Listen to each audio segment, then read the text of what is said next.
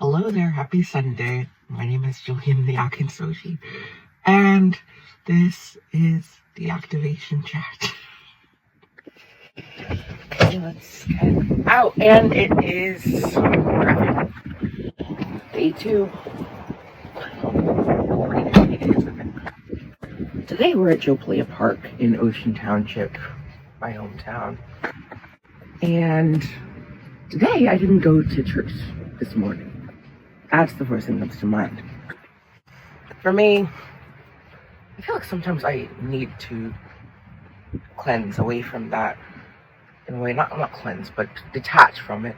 Because spirituality is definitely something that is dear to me. And by no doubt is it something that anyone who's experienced it knows is communal as well as deeply personal. And you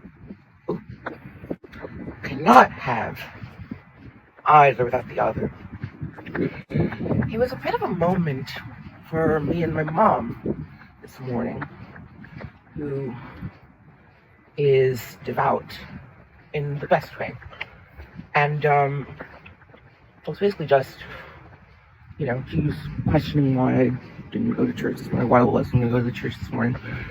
And by the way, my home base as far as church is the brilliant and beautiful and bodacious Shore Christian Church, based in Ocean Grove and Asbury Park, led by Pastors Isaac and Diamond Friedel. And shout out to y'all. Miss ya dearly. All of you, honestly, whether you like it or not. And I believe most of you do. For me, divinity is within, without, well above, and laying at my feet. It's consciousness, and consciousness, and it is,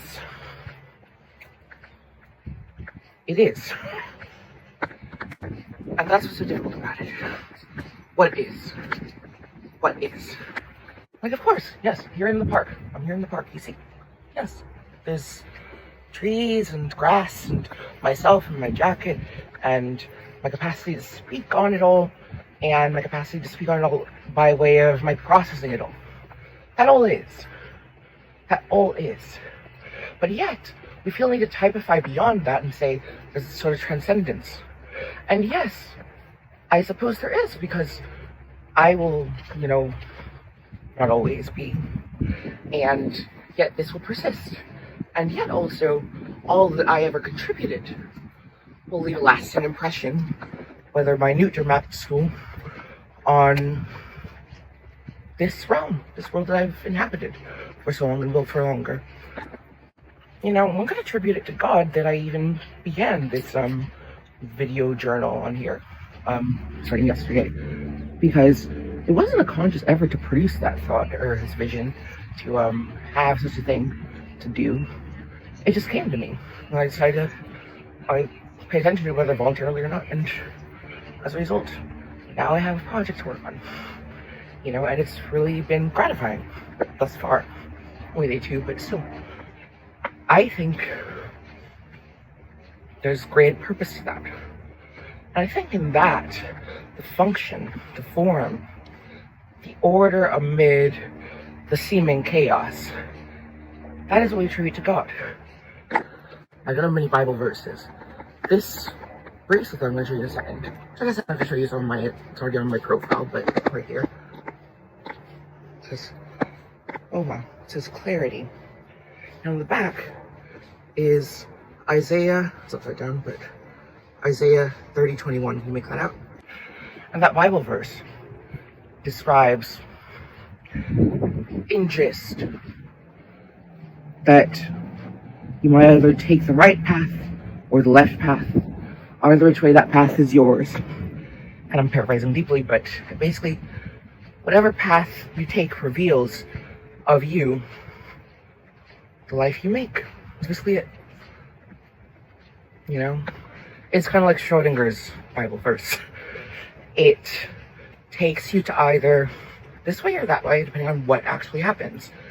And that will have consequence. That will divine what needs to be divined. Because it's what is and what has happened. It's self-evident. And in that, immensely profound. I think for many of us, in God we find order. And amid that, many of us find inspiration. Many of us further find direction. Without these things, there's no consequence, there's no cause. There's no... How would there be without any of those things? Cause, consequence. Exactly. And that is the rub. That's the answer. But for me, as many know or have sussed out, I greatly struggle with putting a name to it. I believe it belies its principle to put a name to it, to be quite honest. As much as we can typify or identify things. Something as vast and all-consuming as that, I question how it can be placed under, one man who was quite virtuous and saintly and profound and inspiring, and then died a violent death 2,000 years ago. As much as that is an inspiring story, I just find it so difficult, and perhaps infeasible, intractable even, to place that into my settled law, so to speak, of, oh, that's what happened. That was him. That was God. Like, what? He definitely was godly. Definitely was divine. But, like, what isn't? Who isn't? Some people more divine than others, I guess, who've created that sort of attunement to harmony in this world. And, ignited the positive and the radical in this world.